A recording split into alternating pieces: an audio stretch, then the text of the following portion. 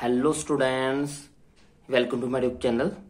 हम एक series start करने जा रहे हैं। इस सीरीज के अंदर हम क्लास +1 फिजिक्स के न्यूमेरिकल सॉल्व करेंगे। हम न्यूमेरिकल सॉल्व करने से पहले उसके ऊपर जो बेस्ड कंसेप्ट होगा उस न्यूमेरिकल का, उस कंसेप्ट को अच्छे से समझेंगे। फिर जो है वो उसका जो है न्यूमेरिकल सॉल्व करेंगे। इसको करने का फायदा ये होगा कि आप कंसेप्ट को अच्छे से जो है वो रिलेट कर पाओगे और आपका कंसेप्ट के ऊपर कमांड और न्यूमेरिकल के ऊपर भी जो कमांड होगी वो आपकी ज्यादा स्ट्रोंग होगी। तो इसलिए हम जो है वो न्यूमेरिकल की मदद से कंसेप्ट को समझेंगे ताकि हमें जो है वो ज्यादा आसानी हो और हमारे जो कंसेप्ट है वो अच्छे से क्लियर हो सके।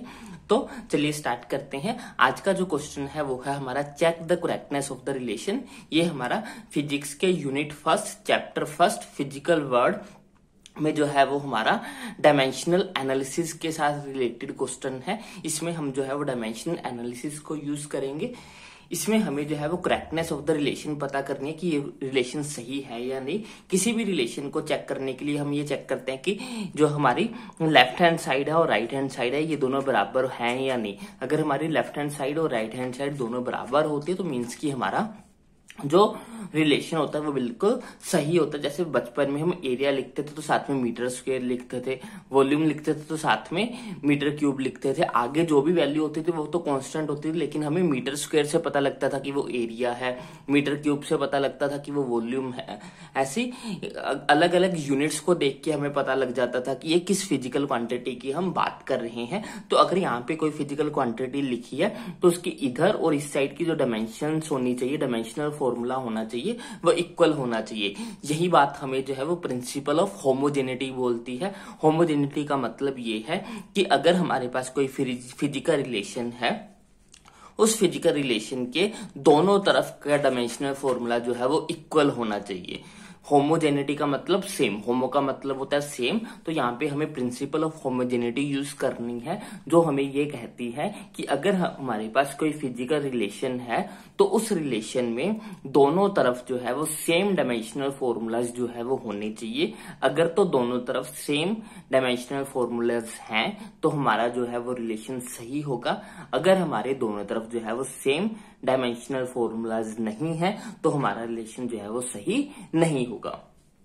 तो अब तक आपने जो है वो डायमेंशनल फॉर्मूले सीख लिए होंगे। अगर आपने नहीं सीखे हैं कि वो कैसे निकालते हैं, कैसे ड्राइव करते हैं, तो जब हम क्वेश्चन सॉल्व करेंगे तो साथ के साथ जो है वो आपको डायमेंशनल फॉर्मूले भी ड्राइव करना सिखाऊंगा कि वो कैसे ड्राइव करते हैं। तो चलिए स्टार्ट करते हैं, इस क्वेश्चन को करते हैं। तो पहले हम यहाँ पे लेफ्ट हैंड साइड लेते हैं इसकी। तो इसकी लेफ्ट हैंड साइड हम सोल्व करने जा रहे हैं। तो लेफ्ट हैंड साइड में हमारे पास v है और v हमारा रिप्रेजेंट करता है वेलोसिटी को। तो v जो है वो हमारा वेलोसिटी है। अगर हमें वेलोसिटी का डायमेंशनल फॉर्मूला पता है तो हम डायरेक्ट यूज कर सकते हैं। तो पर मैं ये मान के चल रहा हूँ कि मुझे आपको सिखाना है, इसलिए मैं यहाँ पे पहले डायमेंशनल फॉर्मूला निकालूंगा। अगर आपको पता है तो आप डायरेक्ट उसको यूज कर सकते हैं। तो वेलोसिटी क्या होती है? वेलोसिटी हमारे पास होती है displacement divided by time. Velocity हमारे पास डिस्टेंस अपॉन टाइम कह लो या डिस्प्लेसमेंट अपॉन टाइम जो है वो होती है। और डिस्प्लेसमेंट एक तरह की लेंथ है तो इसलिए इसको लेंथ से रिप्रेजेंट करते हैं और टाइम जो है वो हमारा टी से रिप्रेजेंट किया जाता है। अब अगर इसको मैं ऊपर ले जाऊं तो ये हमारे पास हो जाएगा, नीचे पावर 1 है तो ऊपर जाके माइनस की हो जाएगी, तो ये हो जाएगा L1T-1 जो कि वेलोसिटी का डायमेंशनल फॉर्मूला होता है। डायमेंशन फॉर्मूला में हम 3 बेसिक फंडामेंटल यूनिट्स यूज करते हैं, मास, लेंथ एंड टाइम। तो इसमें मास नहीं है, लेंथ 1 है और टाइम जो है वो -1 है। तो ये तो आ गया हमारे पास वेलोसिटी का डायमेंशनल फॉर्मूला। अब हमें जो है वो राइट हैंड साइड सोल्व करनी है। जो भी हमारे पास कांस्टेंट होती है उनको जो है वो हम नेगलेक्ट करते हैं, उसको हमें नहीं लेना है क्योंकि उसकी कोई भी डायमेंशनल वैल्यू नहीं है। तो 2 को यहाँ पे नेगलेक्ट करेंगे। यहाँ पे g जो है वो हमारा रिप्रेजेंट कर रहा है ग्रेविटेशनल कांस्टेंट को। g जो है वो हमारा ग्रेविटेशनल कांस्टेंट को रिप्रेजेंट करता है।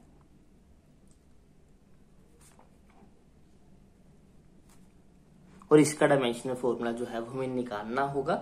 अगर आपको डायरेक्ट तो याद है या आपको पता है उसका डायमेंशनल फॉर्मूला तो आप डायरेक्ट पुट कर सकते हैं, लेकिन मैं आपको निकालना सिखा रहा हूं तो इसलिए मैं जो है वो पहले जी का फॉर्मूला भी आपको, डायमेंशनल फॉर्मूला भी जो है वो निकाल के दिखाऊंगा। तो हमारे पास फॉर्मूला होता है F = G into M1 M2 divided by R का स्क्वायर। और फोर्स का डायमेंशनल फॉर्मूला होता है, फोर्स हमारे पास होता है मास इंटू एक्सेलरेशन। मास के लिए m और एक्सेलरेशन क्या होती है, एक्सेलरेशन होती है वेलोसिटी अपॉन टाइम। वेलोसिटी का हमने निकाला क्या, वेलोसिटी का था L t-1 divide by t, तो ये t भी ऊपर चला जाएगा तो ये हो जाएगा L t-2। तो एक्सेलरेशन का होता है L t-2, तो ये हो जाएगा L t-2। तो यहाँ से फोर्स क्या क्या हो जाएगा, फोर्स का हो जाएगा M1 L1 t-2। तो हमारे पास फोर्स का क्या होगा, फोर्स का हो गया हमारे पास M1 L1 t-2 equal to G का हमें निकालना है। M1 मास है तो उसका तो M से रिप्रेजेंट करेंगे, M2 भी मास है तो उसको भी M से ही रिप्रेजेंट करेंगे।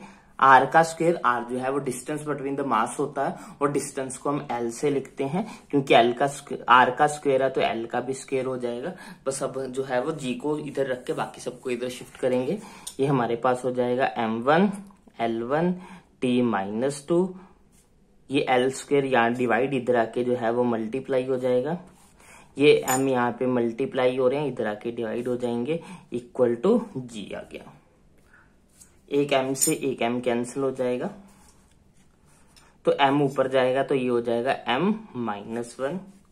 L1 और L2 जो है वो मिलके हो जाएंगे L3, तो ये हो गया L3 और बचा क्या हमारे पास t-2 इज इक्वल टू, ये हमारा डायमेंशनल फॉर्मूला आ गया G का।